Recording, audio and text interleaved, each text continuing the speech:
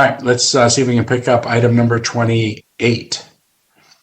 Councilmember Tovo, help me make sure that I understand the Sure. Why don't I make a motion?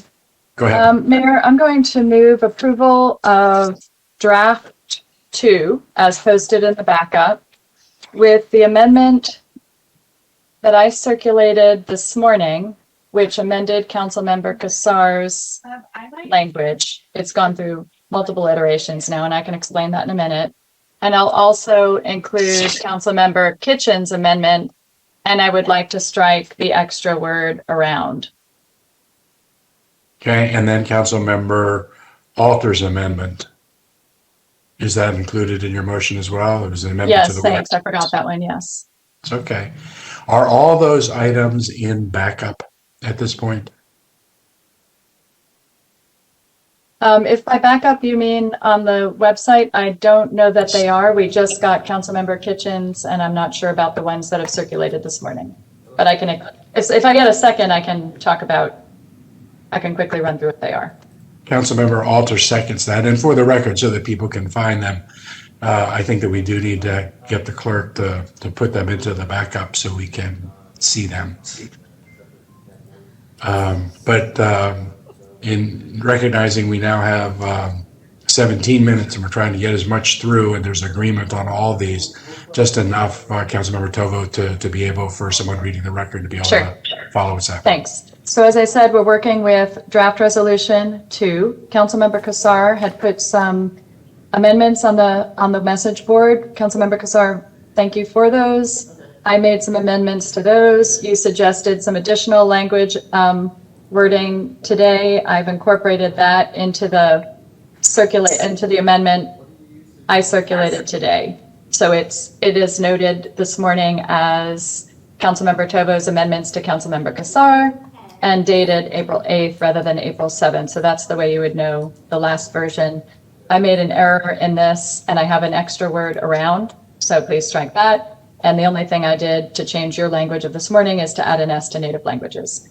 So thank you for these. I also am happy to accept Councilmember Kitchen's words to include response planning after ensure, so it would read, but also engagement with each community to ensure adequate response planning.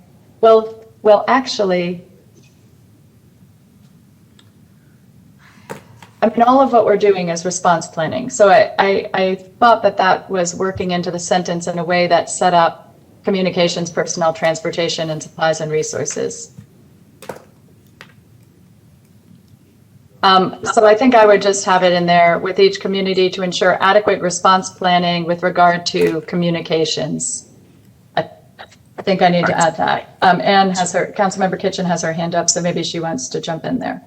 Okay, so I understand what you said, and then we'll go to Ann here in 1 second. You're saying Ann's is okay, but you're saying add the words with regard to after the words response planning. Right. I mean, I'm happy to accept these amendments because I want everybody to feel invested in, and like we are highlighting the right elements. I would say the whole purpose of the resolution is a community, this is a community driven process of response planning. And there are references in line 62 or line 60 to the importance and the imperative of having those be multilingual resources. So, some of what we're adding does already appear in the resolution. I'm happy to add it, but we need to, but since the whole purpose is response planning, we got to tinker with that language a little bit, Councilmember Kitchen. So what I understand is that the motion is to approve the revised draft V2, which is posted in backup and noted on 4.7, plus the Tovo amendment, proposed amendments, which is posted on 4.8, plus the Alter amendment, which is shown being posted on 4.8, plus the Kitchen amendment, which is not posted yet, but was on the message board here this morning? And Councilmember Kitchen? Yeah, it's on the message board, and I know Katie's about to send it around if she hasn't yet. That's good. So it's the one that's on the message board, except that the one word change that Councilmember Tovo was proposing was where it says response It should add the words with Yeah, regard to. I have a better suggestion. I think what we really want to say there is, but also engagement with each community in response planning to ensure adequate communication, et cetera, et cetera. Okay, That's where I really think it belongs. I think that fits there too. So I think the record's pretty clear on that. And Morgan, was that enough to get it for you? I'm hoping that the lawyer who's got this is listening as well. So I believe I understand that. If you could just do the kitchen one more time. Okay, Sure. would you read the kitchen amendment in its entirety with the change that you wanted to make? I will. And So note the location of the amendment. yeah, at line 128, there would be the insertion of a new be it further resolved clause as it appears on the amendment sheet distributed this morning, April 8th, which was Councilmember Cassar's amendments with my edits to those. And the language would read as such. The city's effort should include not only the necessary facilities planning, but also engagement with each community in response planning to ensure adequate communications, personnel, transportation, and supplies and resources. So from the amendment sheet I distributed this morning, dated April 8th, 2021, we are adding the word in response planning after community, and we're cutting the word around before communications. That was just a stray problem. And that's that. That sounds good. I think that's very clear. All these are in backup. We need the clerk just to put what she has already circulated as the kitchen amendment into backup. With all those changes, does anybody object to any of those amendments being added? And then I am going to have a few super quick comments. And that'll be fine. If it's okay with you, Councilmember Tova, I would also like to be shown as a sponsor of this item. Thank you. Councilmember Alter. Thank you. I appreciate Councilmember Tovo bringing this forward, and I'm proud to co-sponsor it. I do want to speak to my amendment because I think it is important. My amendment just amends a whereas clause, but it acknowledges that in our climate emergency declaration in August of 2019, which I sponsored and was unanimously supported, that resolution called for the creation of community resilient hubs to serve as shelters, evacuation centers, and disaster response hubs during climate emergencies. And so I want to offer some direction to go along with passage of this item. I've posted the direction on the message board, but let me go ahead and read it for the record. I would like to direct the city manager to report back to council by May 7th, 2021, an update on the implementation of the climate emergency declaration resolution passed by council on August 8th, 2019. That's the first part. And the second part is that once that report is complete, the city manager should provide to council a review of which pieces of the climate emergency declaration resolution, if fully implemented, might have made a difference in our preparedness and our response to Winter Storm Uri. This review can be offered as part of the after action reports for Storm Uri if the city manager prefers. So again, we called for this work in August of 2019, and had it been in place, it would have served us well.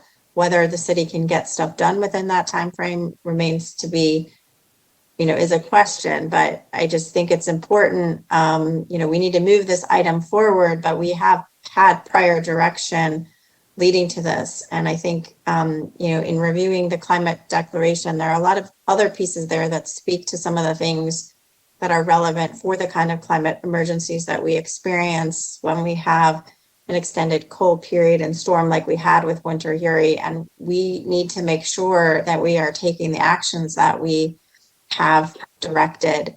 I didn't put this in the this direction, but I will just note that the climate resilient infrastructure plan also has a whole bunch of things, as does the emergency operations plan, that were not implemented yet. I don't know, some of those things, the timing may not have been right. I don't want to judge any of that per se. But I do think it needs to be part of our after action report, the one that city manager is looking at. Because if we make plans and we don't implement them, we will not be more resilient. And we need to learn from this and go back and, take the lessons of stuff we've already planned and we've already notified and advance them moving forward. Thank you. Manager, are you okay and understand that direction? You okay with it? I am, Mayor and Council. Thank you for that. Okay. Councilmember Fuentes. I took my video off instead of unmuting. First, I want to thank Councilmember Tobo for inviting me to co-sponsor this resolution. It is very important to my community. My community is a resilient community and has been through several natural disasters and historical flooding events. And to echo and really build off of what Councilmember Alter is saying, there is a real need coming from the community to see action. And knowing that this council took action over a year and a half ago, calling for the creation of community resilience hubs. And a year and a half later, we were in a disaster and we didn't have those created. It is not okay that we are letting this type of policy directive go by without actual tangible movement on it, especially when our vulnerable communities are at risk, lives are at stake. And so I really hope that when we look to move forward on this particular resolution and with the additional guidance from Councilmember Alter on having an update in May, on May 7th, I just want to echo my support because you heard today on citizens communication, several members from my Dev Springs community who, and this isn't the first time they vocalized to me that council passes resolutions and nothing gets done. And so I really hope to be part of the council that brings forward that action that shows that we are making good progress on the needs of our community. And so, and I think this resolution, again, thank you, Councilmember Tobo, for your leadership on this. I greatly appreciate it. And then also just wanted to draw attention to the need for multilingual communications and utilizing our emergency text response services. That is absolutely critical. We are living in the digital age. We need to be able to access all of the tools at our disposal and use them. And not just send one text message or one communication. It has to be ongoing and with updates and timely information. We were able to set up a hub in Dev Springs. We set up an overnight shelter at Mendez Middle School right in the heart of Dev Springs. But you heard today from callers that they didn't know about it. They didn't receive information. It was there. So we are making some improvements, but there's a lot more ahead, and you can count me in on that work. So thank you. Thank you, Councilmember Kassar, then Councilmember Kitchen. If there's space, I'd also like to add my name to this. It's really important work. And I appreciate the amendments getting incorporated in. And I wanted to speak sort of to those. I know we're going to talk a lot more about this as we go through our winter storm sessions.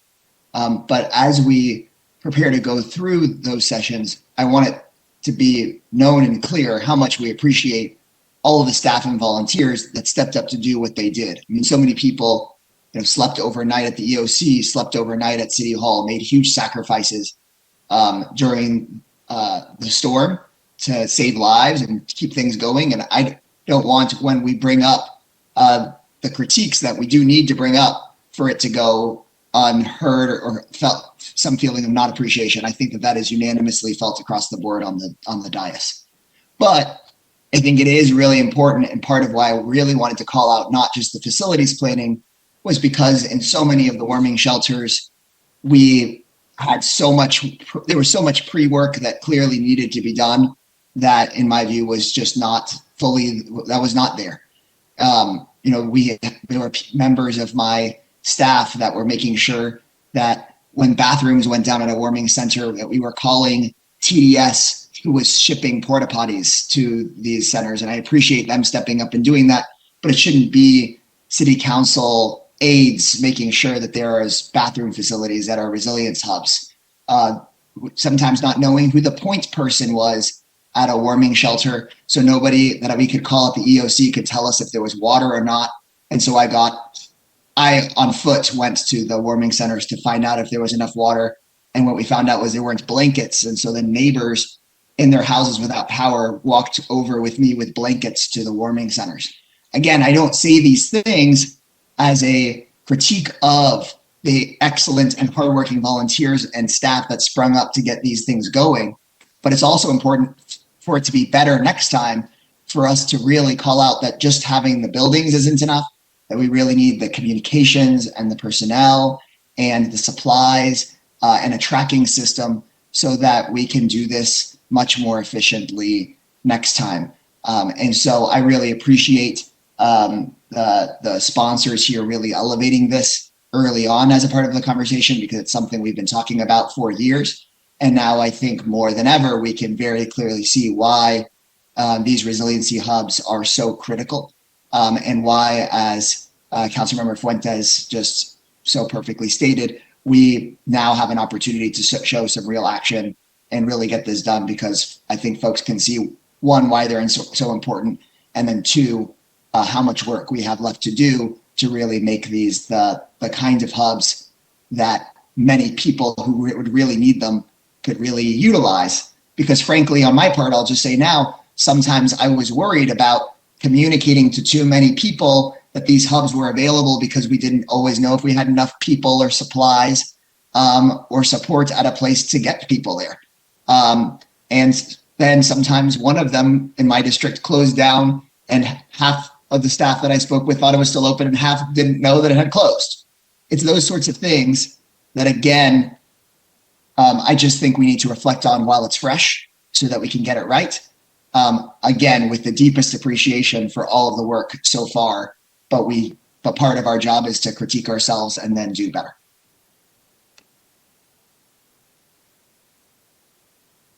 Sorry, Councilor, and then Councilmember Renteria.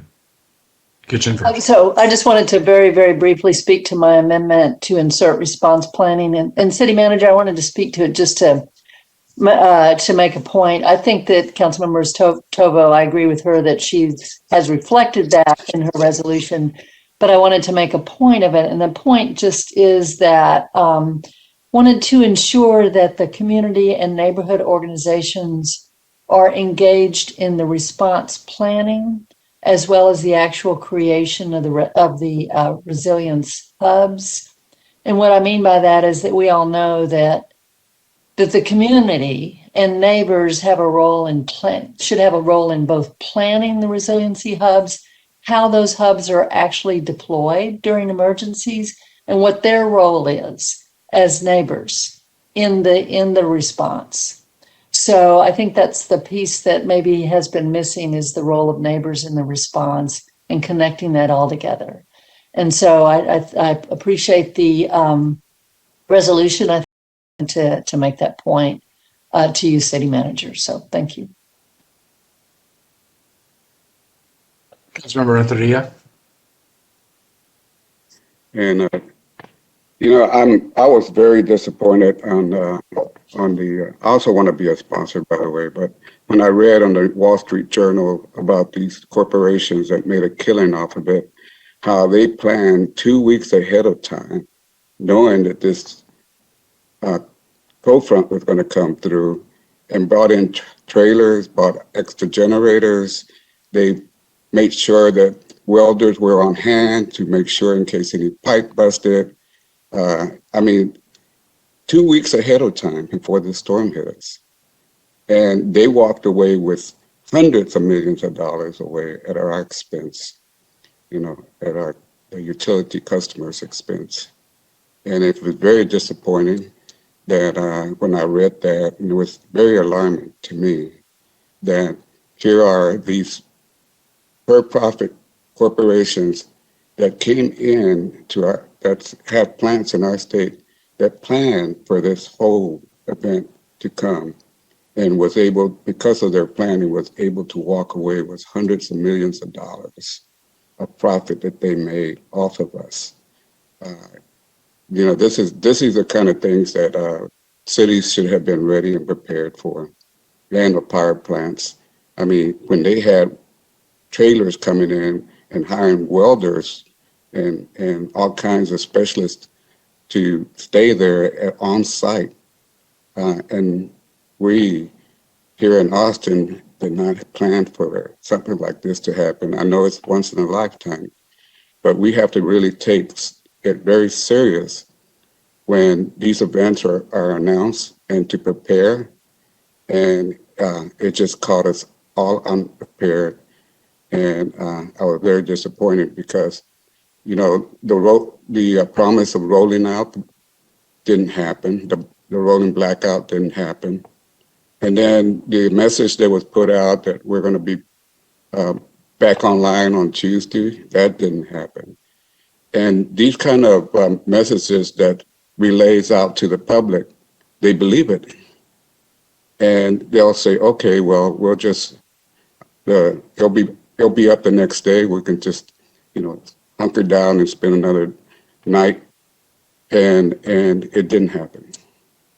That was the disappointing, that if we're going to send out message, you got to make sure that it actually is implemented and it's done the right way, or else don't say anything. Just say this is the shelters you have to go to, and announce that. And then plus, you know, they said that they put that message online. Well, when you don't have energy, you don't have electric, you're not going to be able to know what's going out there. I had to get my old transistor radio just to find out what was going on, and spend hours in my car trying to charge up my cell phone so I could communicate with my staff. So we really, you know, dropped the ball on this one, and I hope that management takes this very serious so it doesn't happen again. Thank you. Thank you. Does anybody else want to address this, Councilor Tovo? Yeah, thank you. Thank you, colleagues, for all the support and all the comments and all the previous work, which I'm going to talk about really quickly, but in just a second. I did want to say, Councilmember Alter, I really liked your direction to the manager. I think it's really important to look at, as we do our review and the auditor does their review and the city manager does the after action review. I am really interested to know what of some of those previous plans have been implemented. And I just want to call my colleagues' attention to Exhibit A on our work plan. Does specifically ask, not for the same, not that it doesn't duplicate the work the direction that Councilmember Alter just provided, which I support because it is also really important. But it does ask, as we go through each of those categories, it does ask you, city manager, as we're having that council conversation, to please let us know in each of these areas, Austin Energy, Austin Water, EOC, how recommendations from the 2018 Climate Resilience Action Plan for City Assets and Operations were implemented before the storm. I do think that's a conversation we're going to have as we're having those work sessions. I think we'll all see that we can't cover all the topics in Exhibit A, so that may be something that happens in the after action report rather than in a council conversation. But I think it is really critical that we look at those planning documents and see which of those were implemented. I wanted to say just a couple things about the resolution and to give some really important thank yous. And again, I'll make it quick, but I do need to talk about it a bit. First, I want to say this was work that my office had undertaken quite a while ago, and was actually a resolution that was in progress and almost complete prior to the winter storm. And its kind of partner work is coming forward here soon on food systems.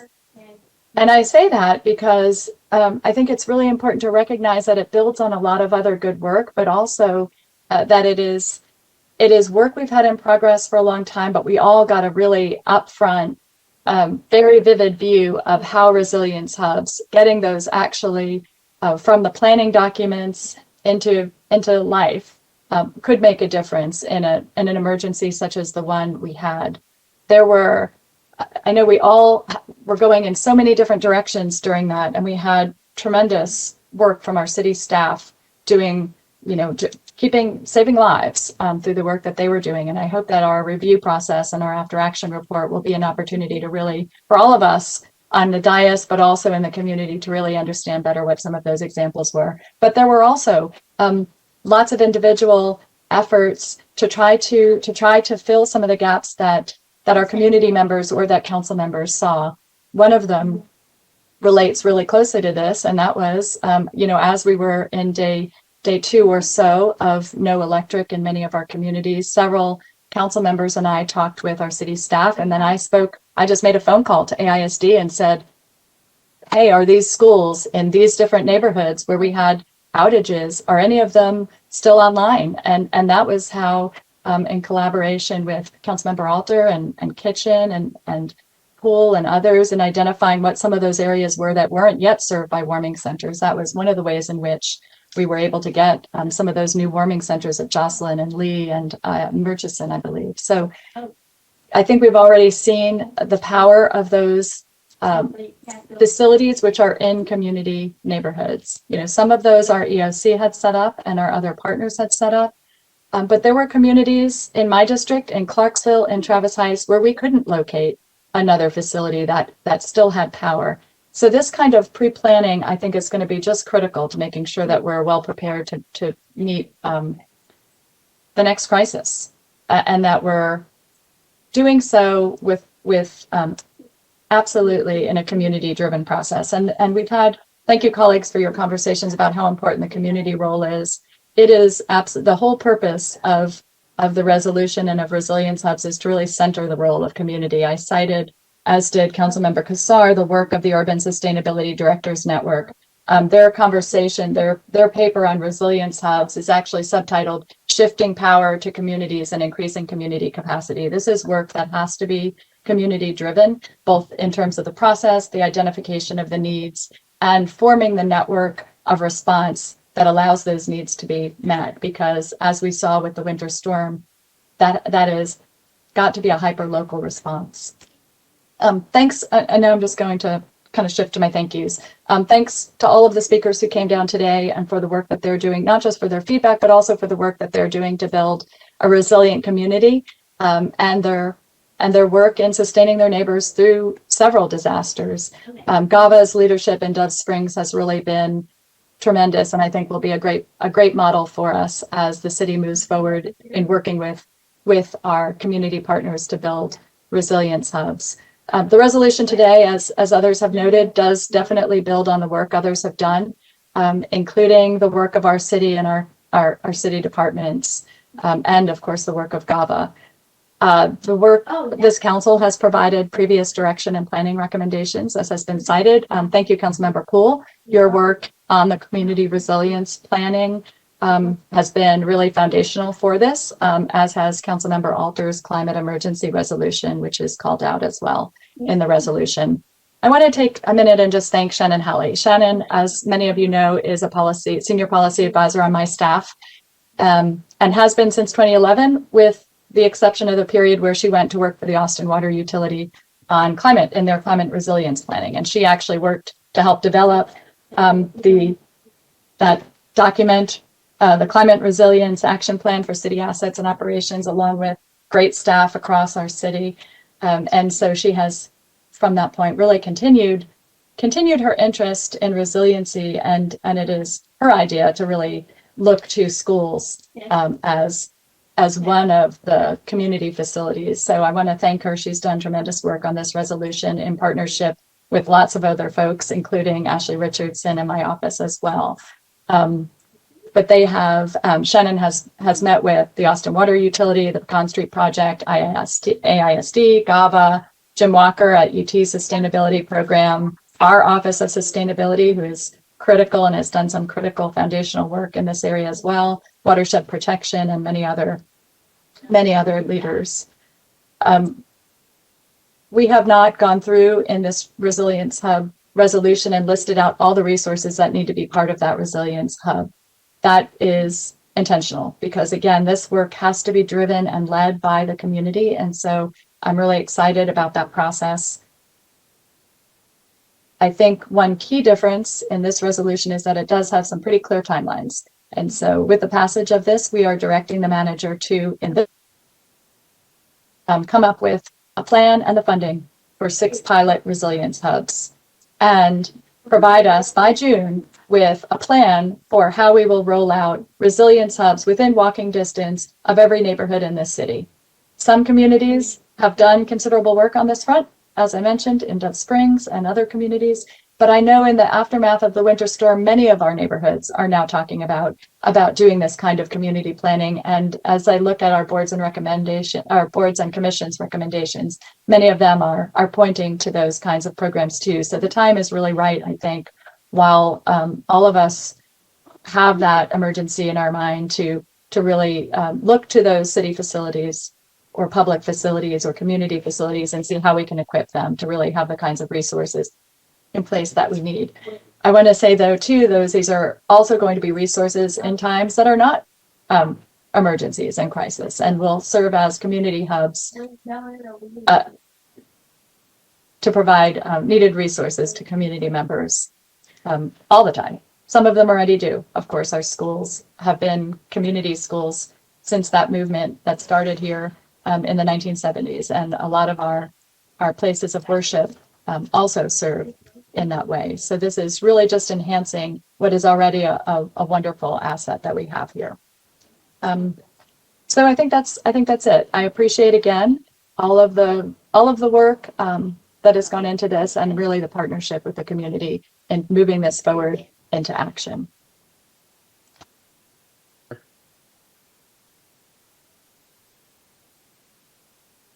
You're on mute. Let's go ahead and take a vote. Appreciate everybody's. Oh, manager. Just wanted to appreciate the leadership of Councilmember Tovo on this, and engagement of all council members on this critical conversation. As you know, we went through this historic storm, and over the course of the following weeks and months ahead, we will be doing a comprehensive after action discussion to talk about the lessons that we learned and the fact that we can and must do better in the future. And so this lays out a blueprint of one of those areas, and I really thank you for this engaged discussion. Appreciate it. Okay. Colleagues, let's go ahead and take a vote. Those in favor of this item 28, please raise your hand. Those opposed, I see it being unanimous on the day.